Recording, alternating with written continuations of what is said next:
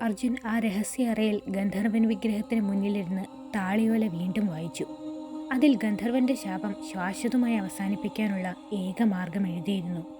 അത് രക്തബന്ധത്തിന്റെ കൈപുണ്യം എന്നറിയപ്പെടുന്ന പൗരാണികമായ ഒരു ആചാരമായിരുന്നു.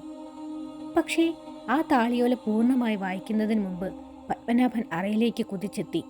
അദ്ദേഹത്തിന്റെ മുഖം വിളറി, ശ്വാസം കിട്ടാതെ പിടയുന്നുണ്ടായിരുന്നു. "അർജുൻ, നീ അത് വായിക്കരുത്!" പത്മനാഭൻ നിലവിളിച്ചു. "എന്തുകൊണ്ട്?" അർജുൻ ഗ്രന്ഥമടച്ചു. പത്മനാഭൻ ഭയത്തോടെ വിഗ്രഹത്തിലേക്ക് നോക്കി. എല്ലാം ഒരു കെണിയായിരുന്നു.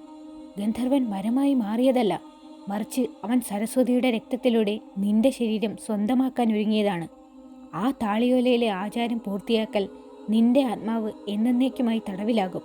ഗന്ധർവൻ നിന്റെ ശരീരത്തിലൂടെ ഭൂമിയിൽ വീണ്ടും ജന്മമെടുക്കും. അർജുൻ ഞെട്ടി. ഗന്ധർവൻ സരസ്വതിയുടെ ത്യാഗത്തെ പോലും തൻ്റെ രക്ഷയ്ക്കായി ഉപയോഗിച്ചു എന്ന സത്യം അവനെ തകർത്തു കളഞ്ഞു. അവൻ്റെ കൈത്തണ്ടയിലെ പാലമരത്തിൻ്റെ അടയാളം ഇപ്പോൾ തിളങ്ങാൻ തുടങ്ങി. അറയുടെ വാതിൽ തനിയെ അടഞ്ഞു. വിഗ്രഹം ഉരുകി മാറാൻ തുടങ്ങി.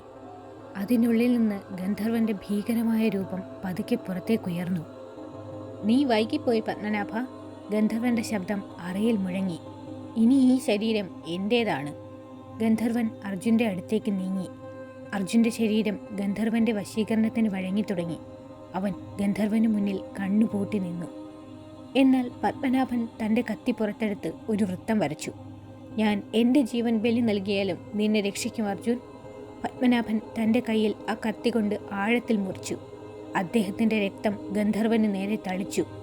സ്വർണ്ണ നിറത്തിലുള്ള രക്തം ഗന്ധർവന്റെ ദേഹത്ത് പതിഞ്ഞതും അവൻ്റെ ശരീരം കരിഞ്ഞുണങ്ങാൻ തുടങ്ങി. സരസ്വതിയുമായുള്ള രക്തബന്ധം ഇപ്പോഴും പത്മനാഭനിലൂടെ സംരക്ഷിക്കപ്പെടുന്നുണ്ടായിരുന്നു. പത്മനാഭൻ അർജുൻ്റെ കയ്യിൽ നിന്ന് ഗ്രന്ഥം പിടിച്ചു വാങ്ങി. അവസാനത്തെ വരി ചൊല്ലി: "സ്നേഹത്തിൻ്റെ രക്തം, ഈ ശാപത്തിൻ്റെ അന്ത്യം." ആ അറയ്ക്കുള്ളിൽ വലിയൊരു അഗ്നിജ്വാല ഉയർന്നു. ഗന്ധർവന്റെ രൂപം ആ ജ്വാലയിൽ ഉരുകിപ്പോയി. അവൻ അവസാനമായി അട്ടഹസിച്ചു: "ഞാൻ കാത്തിരിക്കും. നീലവലയിലെ കരിമ്പാല മരം വീണ്ടും പൂക്കും." അഗ്നി അടങ്ങിയപ്പോൾ അറ നിശബ്ദമായി. വിഗ്രഹം പൂർണ്ണമായി തകർന്നു പോയിരുന്നു. പത്മനാഭൻ തറയിൽ വീണ് കിടക്കുന്നു. "പത്മനാഭ!" അർജുൻ അദ്ദേഹത്തിൻ്റെ അടുത്തേക്ക് ഓടിയെത്തി.